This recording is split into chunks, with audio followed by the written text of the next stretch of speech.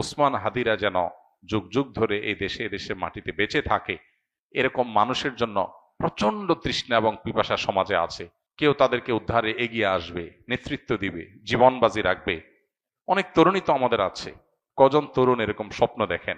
আমরা নামে মাত্র স্বাধীন হয়েছি, আমাদের চিন্তা চেতনায় আমরা স্বাধীন হয়ে উঠতে পারিনি। আমাদের এই সমাজটাতে যে অনাচার, অনিয়ম, আধিপত্যবাদের কাছে গোলামি করা, মাথা নত করা, এই জিনিসটা আমাদের দেশে দীর্ঘদিন থেকে হচ্ছে। আমাদের এখানে এখনো কান পাতলে চতুর্দিকে প্রতিটা ওয়াল থেকে মাজলুম মানুষদের কান্নার আওয়াজ শুনতে পাই আমরা।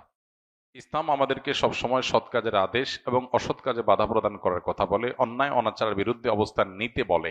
ইসলাম আমাদেরকে বলে সবসময় আমরা নিজের ব্যক্তি স্বার্থের ঊর্ধ্বে অন্যের কল্যাণ সাধনে নিজেকে নিয়োজিত করব। ইসলাম আমাদেরকে বলে আল্লাহর রাহে নিজের জীবনকে নজরানা হিসাবে পেশ করার জন্য স্বপ্ন আমরা লালন করব। তো এই বিপ্লবী তরুণ সেই কাজগুলো অত্যন্ত সুন্দরভাবে সুচারুরূপে আঞ্জাম দিয়েছেন। আমরা দোয়া করি আল্লাহ তাআলা তার ভুল ত্রুটি সবকিছুকে ক্ষমা করে মাগফিরাত নসিব করে তাকে শাহাদাতের সর্বোচ্চ মাকাম দান করেন। একজন মুসলিম তরুণের জীবনের সার্থকতা কি, এটা এই তরুণ দারুণভাবে বুঝিয়ে দিয়ে গেছেন। আমাদের তরুণদের বড় অংশ তারা ভোগবাদ, খেলতামাশা, আনন্দ বিনোদন, হেয়ালিপনা এসব কিছুর মধ্যে ডুবে থাকে। পশ্চিমারা আমাদের ধার, আমাদের স্পিরিট, আমাদের গতি, আমাদের পাওয়ার, আমাদের ইমানের শক্তি, এগুলো সবগুলোকে তারা ভোঁতা করে দেওয়ার পরিকল্পনা হাতে নিয়েছে। আমাদেরকে নারীতে, মাদকে, বিভিন্ন বিষয়ে তারা আসক্ত করে ফেলেছে এবং এই ভোগের মধ্যে জীবনযাপন করাটাই বা ক্যারিয়ার বা নিজের গণ্ডির সীমাবদ্ধ চিন্তার মধ্যে আবদ্ধ থাকাটাকেই জীবনের লক্ষ্য হিসাবে যেন আমরা বেশিরভাগ তরুণরা আমরা বানিয়ে নিয়েছি। তো এই গণ্ডি ভাঙতে পারা, ভয়কে জয় করতে পারা, মৃত্যুকে ওয়েলকাম করতে পারা, মৃত্যুর জন্য অপেক্ষা করতে পারা, এটা ইমানদারের চরিত্র। ওসমান হাদি তিনি যদি ইমানদার না হতেন, তিনি যদি মাদ্রাসা পড়ুয়া না হতেন, তিনি যদি তা মুসলমান পরিবারের আলেম পরিবারের সন্তান না হতেন, তার ভিতরে যদি দ্বীনি চেতনা না থাকতো, তিনি হয়তো তথাকথিত বিপ্লবী হতে পারতেন, কিন্তু মৃত্যুকে এতটা হাসি মুখে আলিঙ্গন করার এই শিক্ষা কোরআন হাদিস ছাড়ার কোথাও থেকে পাওয়ার কোনো সুযোগ নাই। অতএব আমাদের প্রত্যেকটা যুবক কিভাবে তিনি ন্যায়নিষ্ঠ হবেন, কিভাবে তিনি দেশের মানুষকে, মুসলিম মিল্লাতকে অন্যায়ের হাত থেকে রক্ষা করবেন, আধিপত্যবাদের বিরুদ্ধে কিভাবে তিনি লড়ে যাবেন এবং ব্যক্তি স্বার্থ চিন্তা করবেন না, ফ্যামিলি স্বার্থ চিন্তা করবেন না, এগুলোর ঊর্ধ্বে উঠবেন, আল্লাহর উপরে ভরসা রাখবেন, আল্লাহর সঙ্গে সাক্ষাতের প্রত্যাশা করবেন, সেই ন্যায়নিষ্ঠ হওয়ার, অন্যায়ের বিরুদ্ধে প্রতিবাদী হওয়ার, অসৎ কাজে বাধা প্রদান করার শিক্ষা ওসমান হাদি আমাদেরকে দিয়ে গেছেন। আলহামদুলিল্লাহ, আমরা দোয়া করি আল্লাহ তাআলা তার শিক্ষা আমাদের জীবনে ধারণ করার তৌফিক দান করুন এবং আমাদের সবাইকে তার যে ভালো গুণগুলো আছে সেগুলো অর্জন করার। তার মতো আরো অনেক তরুণরা আমরা নিকট অতীতে দেখেছি, তারা দারুণভাবে নিজের কাজটা করে যেতে পেরেছেন, আদর্শ স্থাপন করতে পেরেছেন। আমরা তাদের সবার জন্য দোয়া করি এবং তার সুখসন্ত পরিবারকে আল্লাহ তাআলা সান্ত্বনা নসিব করুন এবং তার আদর্শ যেন হারিয়ে না যায়। ওসমান হাদিরা যেন যুগ যুগ ধরে এই দেশে এদেশে মাটিতে বেঁচে থাকে। এদেশে মানুষের বড় বেশি তৃষ্ণা, বড় বেশি পিপাসা। কেউ তাদেরকে উদ্ধারে এগিয়ে আসবে, নেতৃত্ব দিবে, জীবন বাজি রাখবে। অনেক তরুণী তো আমাদের আছে। কজন তরুণ এরকম স্বপ্ন দেখেন? কজন তরুণ এই সীমাবদ্ধ চিন্তার ঊর্ধ্বে উঠেন?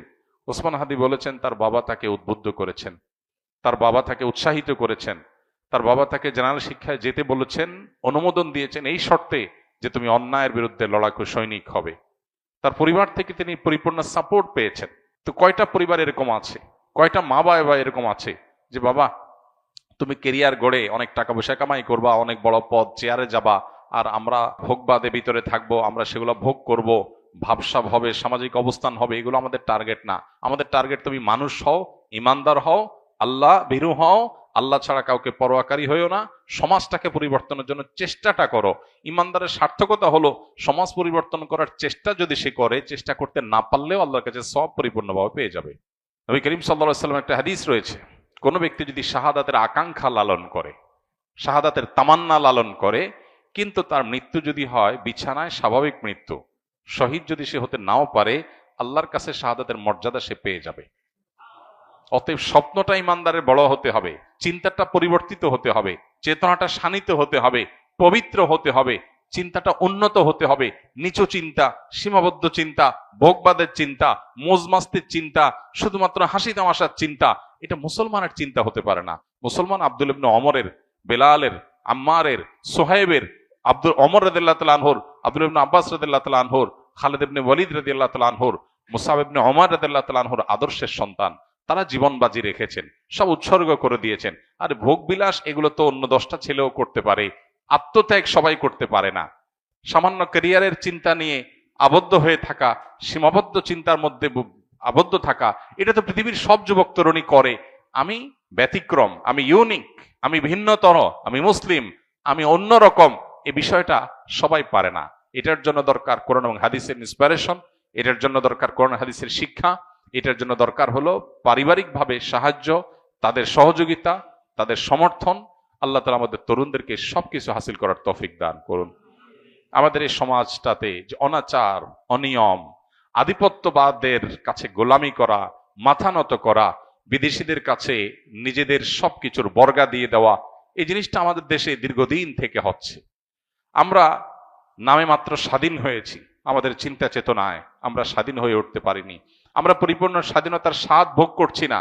আমাদের এখানে এখনো কান পাতলে চতুর্দিকে প্রতিটা ওয়াল থেকে মাজলুম মানুষদের কান্নার আওয়াজ শুনতে পাই আমরা। আমাদের এখানে এখনো ন্যায় বিচার প্রতিষ্ঠা হয় নাই। আমাদের এখানে অন্যায় করে এখনো মানুষ পার পেয়ে যায়। এগুলো থেকে উদ্ধার করে একটা সুন্দর সমাজ বিনির্মাণ হবে। অন্যায়ের বিরুদ্ধে মাথা ছাড়া দিয়ে মাথা উঁচু করে কথা বলবে, এরকম মানুষের জন্য প্রচন্ড তৃষ্ণা এবং পিপাসা সমাজে আছে। দরকার কিছু তরুণের, দরকার কিছু যুবকের। আল্লাহ তাআলা শরীফ ওসমান হাদির মতো কিছু যুবক আমাদেরকে তৈরি করে দিন।